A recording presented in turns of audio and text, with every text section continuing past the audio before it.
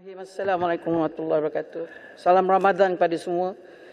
Pertama sekali saya ingin mengucapkan terima kasih kepada Yang Amat Berhormat Ketua Majlis dan juga Yang Berhormat Menteri dan sahabat-sahabat ahli parlimen yang menghadiri mesyuarat tadi pagi, yang mana secara tidak langsung dipersetujui bahawa pindaan perlembagaan hari ini tidak dapat dilaksanakan sepenuhnya tanpa adanya pindaan. Kita tahu bahawa kita berbahas hari ini untuk pindaan perlembagaan untuk Akta Lompat Parti. Tetapi klausa 3A yang dicadangkan oleh pihak kerajaan adalah terlampau luas, yang mana menyatakan tentang yang berhubungan dengan keahlian dalam parti politik, ahli Dewan Rakyat dan ahli Dewan Undangan Negeri boleh juga dikenakan oleh Undang-Undang Persekutuan. Jadi telah dibawa dalam perhatian Yang Amat Berhormat Perdana Menteri bahawa perkataan ini tidak langsung menyentuh tentang perkataan lompat parti.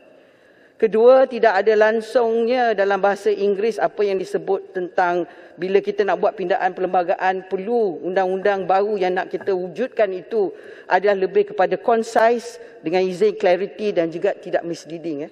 Kita tidak boleh lari Tan Sri Speaker bahawa perkara 10 klausa 3A baru yang nak dimasukkan ni mesti dibaca bersama dengan pasal 10 2C, kerana kita tahu bahawa perkara 10 perlembagaan persekutuan adalah fundamental rights dengan izin, iaitu hak asasi kepada rakyat Malaysia, iaitu kebebasan bercakap, berhimpun dan berpersatuan.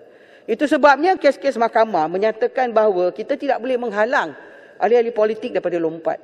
Tetapi cadangan daripada kerajaan hari ini ialah bahawa akta untuk wujudkan lompat parti perlu dibentangkan di parlimen.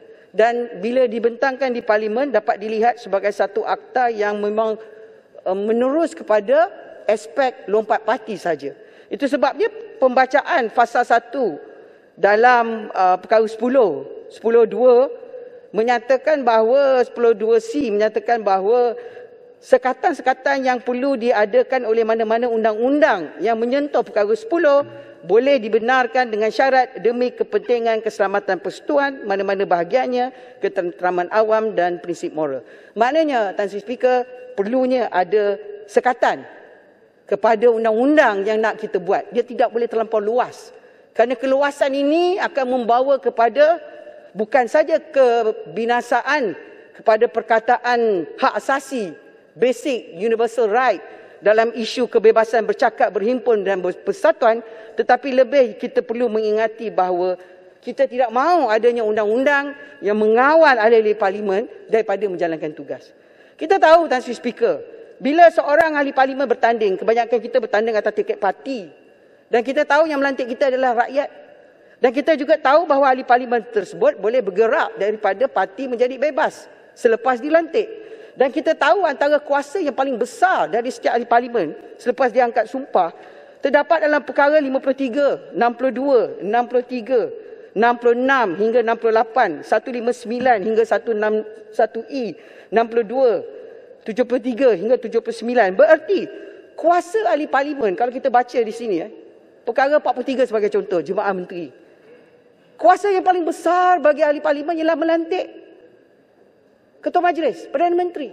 Dia tidak menyebut dalam perkara 43 pelantikan kerana kursi parti. Dia menyatakan bahawa ahli parlimen itu sendirilah yang mempunyai kuasa untuk melantik Perdana Menteri. Jika Perdana Menteri tidak lagi mendapat kepercayaan majoriti ahli Dewan Rakyat, maka Perdana Menteri hendaklah meletakkan jawatan Jemaah Menteri. Dalam perkara 43.4. Bererti, Tan Sri Speaker, ahli parlimenlah penentu. Seperti kata Kota Raja tadi. Katanya Pak Dixon tadi, semua berkata bahawa ya MOU ni adalah di antara ahli parlimen bersama kerajaan.